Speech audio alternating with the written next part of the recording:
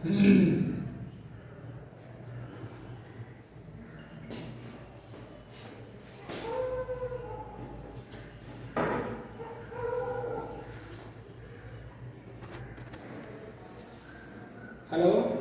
Good morning students.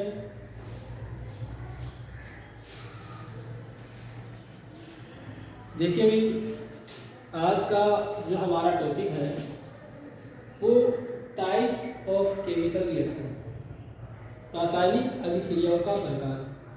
कल अपन ने अध्ययन किया था कि रासायनिक अभिक्रिया क्या होती है। हमने पढ़ा कि ये रासायनिक अभिक्रिया जो होती है उसमें दो परमाणु या अणु हैं, आपस में रिएक्शन करके एक नया प्रोडक्ट बनाते हैं। तो एक नया केमिकल चेंज आता है तो हम उसे रासायनिक अभिक्रिया कहते हैं।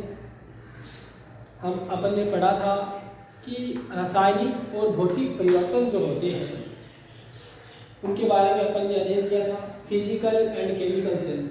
हमने देखा था कि अगर कोई भी सब्सटेंस की जो प्रॉपर्टी पूरी तरह से चेंज हो जाए, यानी कि किसी भी सब्सटेंस की अगर मेन प्रॉपर्टी चेंज हो जाए, यानी कि मूल गुणधर्म बदल जाए, तो उसे हम कहेंगे कि एक केमिकल चेंज हो रहा है, एक रासायनिक परिवर्तन हो रहा है।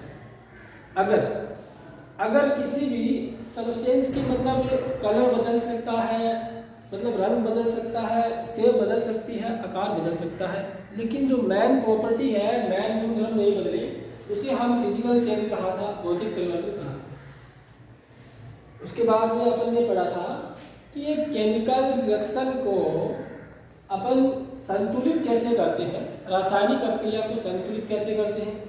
तो उसमें अपन ने देखा कि भाई रासायनिक अभिक्रिया को संतुलित करने के लिए अभिकारक जो है उनकी जो संख्या है उत्पादों के बराबर होनी चाहिए, क्योंकि जितने अपन अभिकारक ले रहे हैं उतने के उतने हमारे पास क्या होने चाहिए, जितने हमारे पास रिएक्टेंट में मॉलिक्यूल्स हैं उतने के उतने मॉलिक्यूल्स हमारे पास प्रोडक्ट में होने चाहिए। अगर ऐसा है तो कोई रासायनिक अभिक्रिया संतुलित है।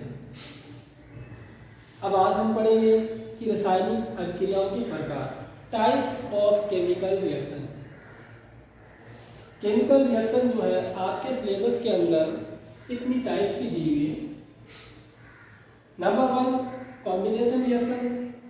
कॉम्बिनेशन का मतलब होता है जुड़ना, यानी कि संयोजन अभिक्रिया, यानी कि संयोजन अभिक्रिया। नंबर 2 है डीकम्पोजिशन रिएक्शन। नंबर 2 है डीकम्पोजिशन रिएक्शन, यानी कि वियोजन। और वियोजन का जनरली मीनिंग होता है टूटना। नंबर 3 है डिस्प्लेसमेंट रिएक्शन। डिस्प्लेसमेंट का मतलब होता है डिस्प्लेसमेंट, यानी कि अपने प्लेस को चेंज करना, विस्थापन अभिक्रिया। नंबर 4 है डबल डिस्प्लेसमेंट रिएक्शन, यानी कि द्विविस्थापन, यानी कि आदान प्रदान, एक्सचेंज करना, द्विविस्थापन अभिक्रिया। नंबर 4 है एंडोथर्मिक रिएक्शन, यानी कि उष्मा शोषी अभिक्रिया। एक्सोथर्मिक रिएक्शन यानी कि उष्मा क्षेपी अभिक्रिया। ऑक्सीडेशन यानी कि ऑक्सीजन का जुड़ना, यानी कि इन विद्युतीय तत्वों का जुड़ना, ऑक्सीकरण। रिडक्शन यानी कि अपचयन, धन विद्युतीय का जुड़ना। रेडॉक्स रिएक्शन यानी कि इसको अंग्रेजी में भी रेडॉक्स बोलते हैं, हिंदी में भी रेडॉक्स बोलते हैं। अपोक्षय, जैसे हिंदी में अपोक्षय रिएक्शन बोलते हैं।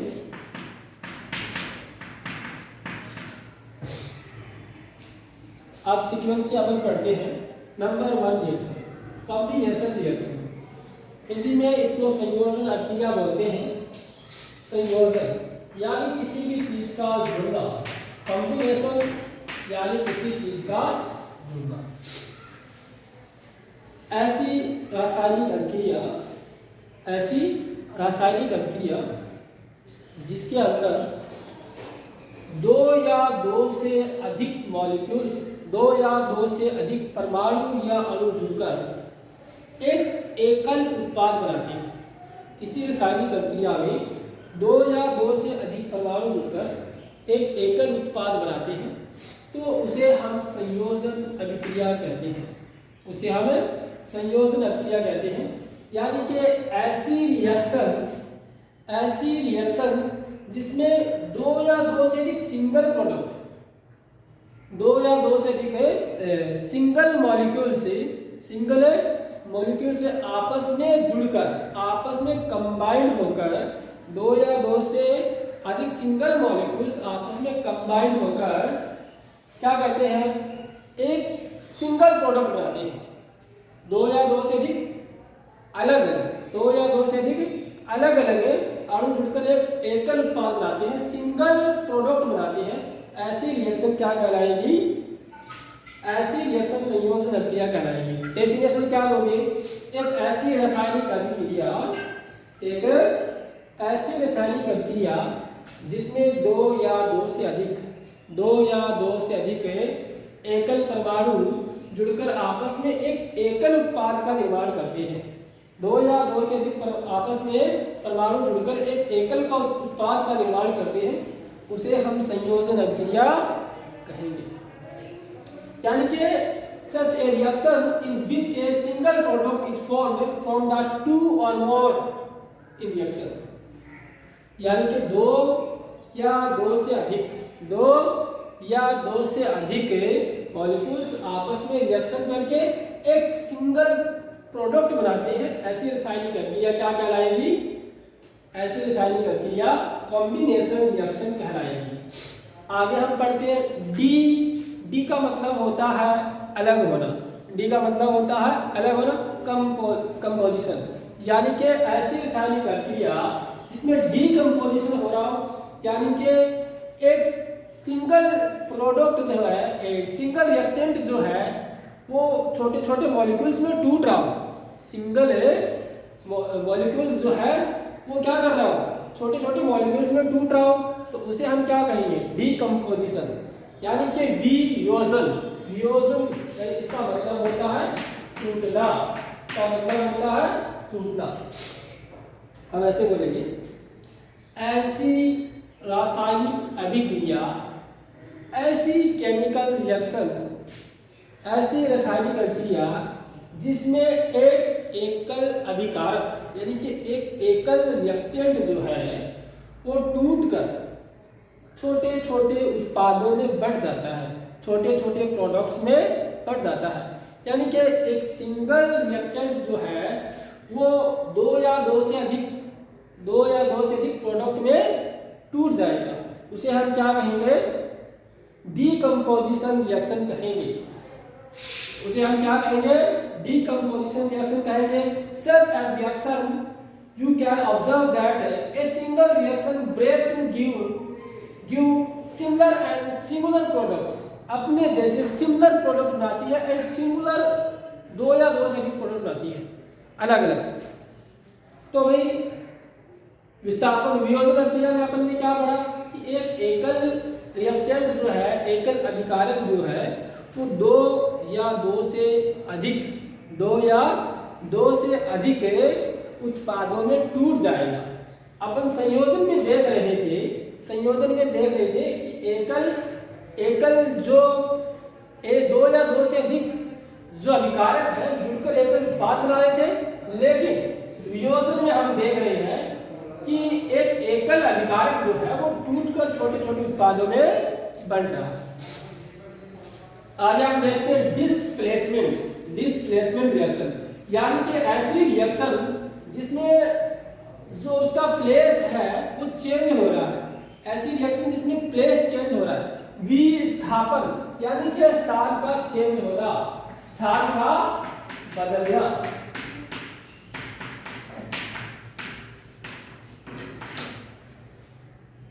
स्थान कब बदलेगा? अगर दोनों एलिमेंट्स जो है रिएक्शन में, अगर दोनों एलिमेंट्स अगर समान है, अगर दोनों की शक्ति जो है, दोनों की पावर जो है, दोनों की रिएक्टिविटी जो है, क्रियाशीलता जो है, अगर समान है, no reaction, no changing, no displacement. अगर किसी रासायनिक अभिक्रिया में एक सॉल्यूशन ऐसा है जिसकी किसी दूसरे एलिमेंट से रिएक्शन करवाते हैं जो कि ज़्यादा पावरफुल हो, जो कि ज़्यादा पावरफुल हो, तो पावरफुल क्या करेगा, किसी सॉल्यूशन से उसके मॉलिक्यूल्स को डिस्प्लेस कर देगा, उसको हटा देगा, ज़्यादा पावरफुल वीक मॉलिक्यूल्स को हटा देगा। तो ऐसी रिएक्शंस क्या कहलाएगी, ऐसी रिएक्शंस डिस्प्लेसमेंट रिएक्शन कहलाएगी। तो हम क्या कहेंगे, एक ऐसी रासायनिक अभिक्रिया, एक ऐसी रासायनिक अभिक्रिया, एक ऐसी केमिकल रिएक्शन जिसके अंदर एक शक्तिशाली तत्व है, एक कमजोर तत्व को, जिसके अंदर एक शक्तिशाली तत्व है, एक कमजोर तत्व को उसके सॉल्यूशन से यानी कि उसके विलयन से हटा देता है। तो ऐसी रासायनिक अभिक्रिया, तो ऐसी रासायनिक अभिक्रिया विस्थापन अभिक्रिया कहलाती है। यानी कि एक पावरफुल एलिमेंट वीक सॉल्यूशन से, एक पावरफुल एलिमेंट एक वीक एलिमेंट को उसके सॉल्यूशन से डिस्प्लेस कर देता है। एक पावरफुल एलिमेंट एक वीक एलिमेंट को उसके सॉल्यूशन से क्या कर देगा, डिस्प्लेस कर देगा। ऐसी chemical reaction displacement chemical reaction, these reaction are called displacement chemical reaction कहलाएगी। यानी कि इन these reactions displaced and removed the powerful element. ठीक है भाई, आगे हम पढ़ेंगे इनके एग्जाम्पल्स। हमने देखा भाई एक होती है, आगे देख लीजिए, बोर्ड पे लिखा हुआ नहीं है लेकिन फिर भी देख लीजिए, double displacement reactions. Double displacement reaction यानी कि ऐसी रिएक्शंस जिसमें आयन एक्सचेंज होते हैं, ऐसी रिएक्शन जिसमें आयन एक्सचेंज होते हैं। यानी कि एक ऐसी रासायनिक अभिक्रिया जिसमें आयनों की अदला बदली होती है, जिसमें आयनों की अदला बदली होती है, द्विविस्थापन अभिक्रिया कहलाती है। ऐसी रासायनिक अभिक्रिया जिसमें आयनों की अदला बदली होती है, द्विविस्थापन अभिक्रिया कहलाती है। यानी कि ऐसी रासायनिक अभिक्रिया, ऐसी केमिकल रिएक्शन जिसमें आयंस एक्सचेंज होते हैं, आयंस एक दूसरे में एक्सचेंज होते हैं, क्या कहलाएगी, ऐसी अभिक्रिया क्या कहलाएगी, ऐसी अभिक्रिया डबल डिस्प्लेसमेंट कहलाएगी, द्विविस्थापन अभिक्रिया कहलाएगी। अगली है एंडोथर्मिक रिएक्शन। एंडोथर्मिक ऊष्माक्षेपी, यानी कि जिसमें ऐसी रिएक्शन जिसमें एनर्जी गेन की जाती है, ऐसी रिएक्शन जिसमें एनर्जी गेन की जाती है, यानी कि ऐसी रासायनिक अभिक्रिया जिसके होने के बाद ऊष्मा की प्राप्ति होती है, ऊष्मा ऊर्जा का निर्माण होता है। ऐसी रासायनिक अभिक्रिया को हम ऊष्माक्षेपी रासायनिक अभिक्रिया कहेंगे। यानी कि जिस रिएक्शन में जो हीट की एनर्जी है वो गेन होती है, हीट की एनर्जी गेन होती है, उसे हम क्या कहेंगे, उसे हम ऊष्माक्षेपी अभिक्रिया कहेंगे, उसे हम ऊष्माक्षेपी अभिक्रिया कहेंगे। अगली है ऊष्माक्षेपशोषी अभिक्रिया। ऊष्माशोषी अभिक्रिया यानी कि ऐसी रासायनिक अभिक्रिया जिससे ऊष्मा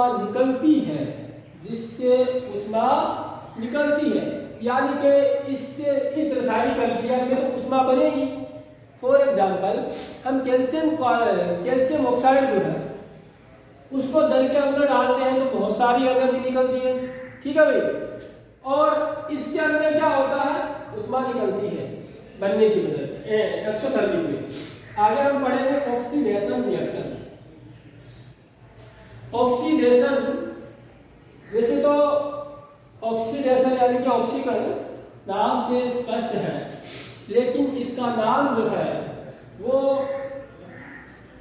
इसको डिफाइन करने के लिए काफी नहीं है। ऑक्सीडेशन को डिफाइन करने के लिए काफी नहीं है। ऐसी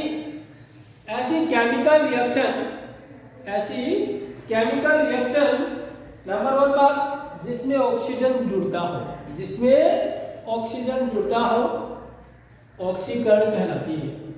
ऐसी रासायनिक अभिक्रिया जिसमें ऑक्सीजन ऐड होता हो ऑक्सीडेशन कहलाती है। नंबर 2, हम जानते हैं कि ऑक्सीजन की सामान्य विद्युत ऋणता -2 होती है। ठीक है भाई, इलेक्ट्रोनेगेटिव एटम है, इसलिए हम कहेंगे कि एक ऐसी रासायनिक अभिक्रिया, एक ऐसी रासायनिक अभिक्रिया जिसमें ऋण विद्युती इलेक्ट्रोनेगेटिव एटम का, ऐसी रासायनिक अभिक्रिया जिसमें ऋण विद्युती तत्व ऐड होता हो, जिसमें ऋण विद्युती तत्व ऐड होता हो ऑक्सीडेशन कहेंगे।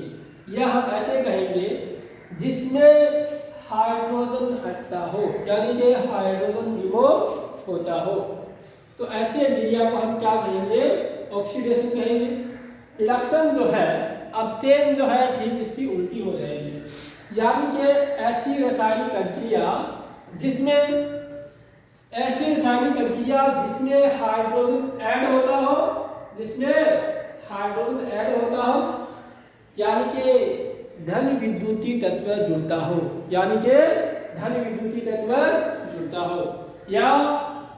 या ऑक्सीजन हटता हो या ऑक्सीजन रिमूव होता हो, ऐसी अभिक्रियाओं को हम अपचयन अभिक्रिया या रिडक्शन अभिक्रिया कहेंगे।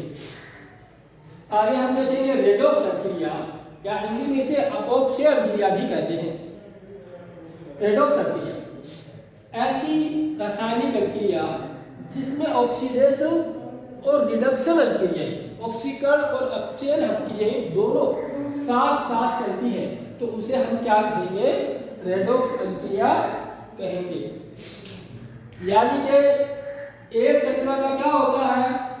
ऑक्सीकरण होता है, एक तत्व का ऑक्सीडेशन होता है और दूसरे का क्या होता है?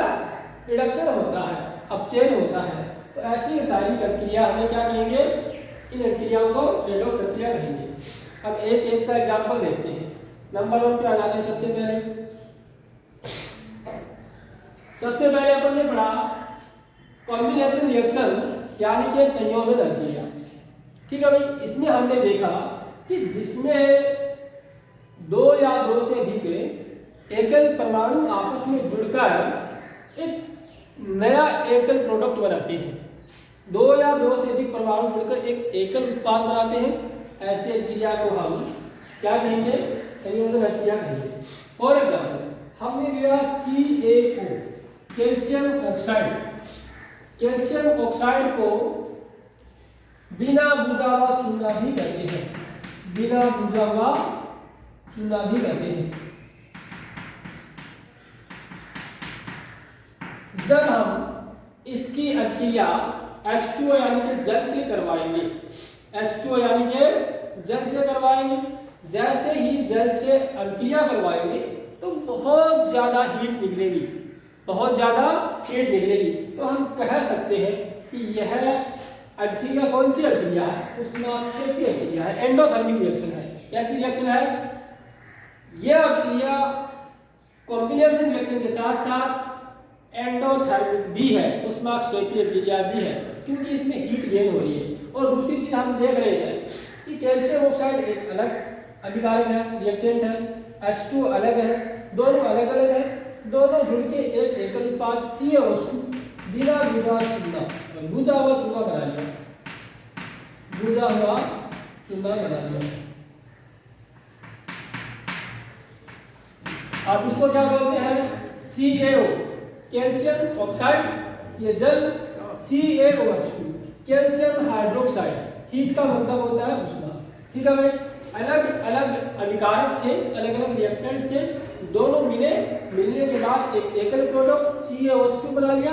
और क्या ऐसी रासायनिक अभिक्रिया क्या कहलाएगी? संयोजन यानी कि कॉम्बिनेशन, ऐसी अभिक्रिया जिसमें अलग अलग अभिकारक जुड़ के क्या करते हैं? एक एकल उत्पाद का निर्माण करते हैं, कॉम्बिनेशन रिएक्शन कहलाती है। नंबर 2 CH4, ये बहुत इंपॉर्टेंट है पिक्चर यूनिवर्सिटी से भी। CH4, इसको सामान्य हम मीथेन गैस कहते हैं। CH4 को क्या कहेंगे? मीथेन कहेंगे। ऑक्सीजन 2O2, ऑक्सीजन की उपस्थिति में मीथेन का दहन करेंगे। ऑक्सीजन की उपस्थिति में हम क्या करेंगे, मीथेन का, वैसे ये संयोजन का एग्जाम्पल नहीं है, किताब बुक में एक सीक्वेंस दिया हुआ है, बीच में बता देता हूँ आपको। CH4 का जब ऑक्सीजन की उपस्थिति में दहन किया जाता है तो कार्बन डाइऑक्साइड गैस निकलती है, तरह से जल निकलता है। ठीक है भाई। इसके अलावा हम बात करते हैं संयोजन में C+O2, कार्बन का दहन करते हैं तो क्या बनती है, CO2। 2H2+O2, हाइड्रोजन ऑक्सीजन मिलकर क्या बनाएंगे, 2 2H2। ये एग्जाम्पल भी किसके हैं, संयोजन के हैं। आगे हम पढ़ते हैं वियोजन अभिक्रिया के एग्जाम्पल। हम जानते हैं कि वियोजन यानी कि डीकंपोजिशन रिएक्शन में क्या होता है, एक एकल अभिकारक, एक सिंगल रिएक्टेंट टूटकर एक सिंगल रिएक्टेंट डिसोशिएट होता है, एक सिंगल रिएक्टेंट डिसोशिएट होता है छोटे छोटे मॉलिक्यूल्स में। यानी कि एक सिंगल प्रोडक्ट जो है, सिंगल अभिकारक जो है, एकल अभिकारक जो है, वो छोटे छोटे उत्पादों में टूटता है, तो उसे हम क्या कहेंगे, वियोजन अभिक्रिया कहेंगे। ठीक है भाई। तो इसके एग्जाम्पल मतलब ठीक इसके अपोजिट होंगे।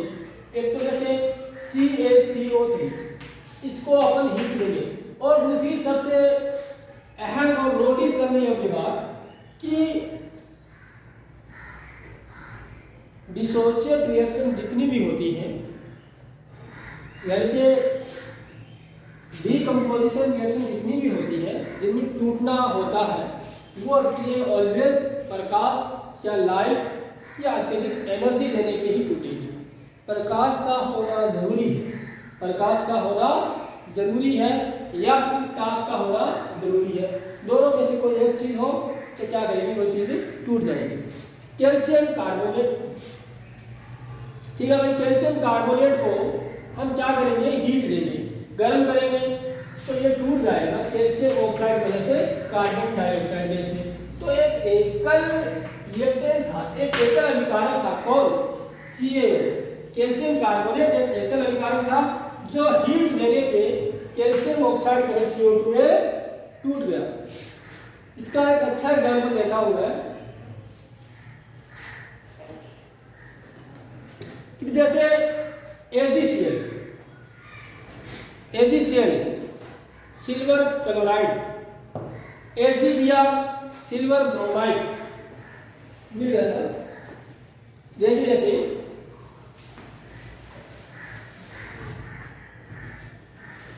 AgBr, इसका उपयोग जो है, क्वेश्चन आया हुआ है एग्जाम में, AgBr का उपयोग फोटोग्राफी में किया जाता है। AgBr जो है वो सूर्य के प्रकाश में, सनलाइट में, सूर्य के प्रकाश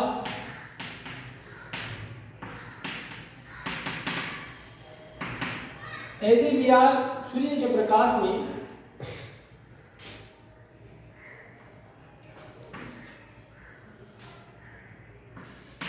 Ag प्लस Br में चेंज हो जाता है।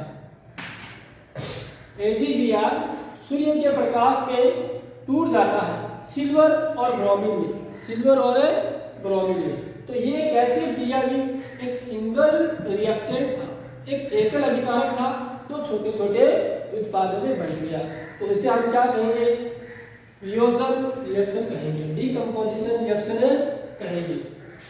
इसी तरह से लेड नाइट्रेट जो है PbNO3, लेड नाइट्रेट जो है वो टूटकर PbO यानी कि लेड ऑक्साइड और NO2 nitrogen dioxide, NO3 nitrogen oxide में बदल जाएगा। आगे हम बात करते हैं डिस्प्लेसमेंट रिएक्शन। डिस्प्लेस यानी कि प्लेस को चेंज कर देना, ऐसी क्रिया जिसमें स्थान बदल जाता है, यानी कि विस्थापन क्रिया, विस्थापन, स्थान का बदल जाना। तो स्थान कैसे बदलेगा, स्थान तभी बदलेगा जब दोनों में से जो अभिक्रिया कर रहे हैं, दोनों में से एक क्या हो, पावरफुल हो। तो पावरफुल क्या करेगा, कमजोर को उसकी जगह से हटा देगा, ऐसी रासायनिक अभिक्रिया जिसमें एक शक्तिशाली एलिमेंट, शक्तिशाली तत्व है। तो डिस्प्लेसमेंट रिएक्शन में क्या होता है, एक शक्तिशाली तत्व कमजोर तत्व को उसके विलयन से हटा देता है। फॉर एग्जाम्पल,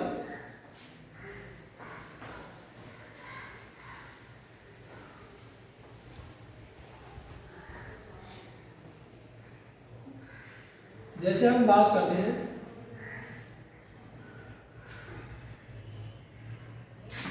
जैसे एक Fe है, एक Cu है, यानी कि आयरन और कॉपर, दोनों में अधिक शक्तिशाली कौन सा है? अगर आयरन और कॉपर की बात करें तो इन दोनों में अधिक शक्तिशाली जो है वो कॉपर है। अगर कोई कॉपर का विलयन बना होगा तो लोहा उस विलयन से कॉपर को हटा देगा। फॉर एग्जाम्पल हम बात करते हैं CuSO4, कॉपर सल्फेट। इसको सामान्य भाषा में ब्लू विट्रियोल या नीला थोथा कहते हैं। ब्लू विट्रियोल या नीला थोथा कहते हैं। जब कॉपर सल्फेट विलयन की अभिक्रिया हम किसी लोहे से करवाते हैं, अपनी बुक में इसका एग्जाम्पल दिया हुआ है कि कॉपर सल्फेट विलयन में हम 20 मिनट तक लोहे की कील डालते हैं। 20 मिनट तक लोहे की कील डालते हैं, तो 20 मिनट के बाद में कॉपर सल्फेट विलयन का जो नीला रंग है, कॉपर सल्फेट विलयन का जो नीला रंग है वो गायब हो जाएगा।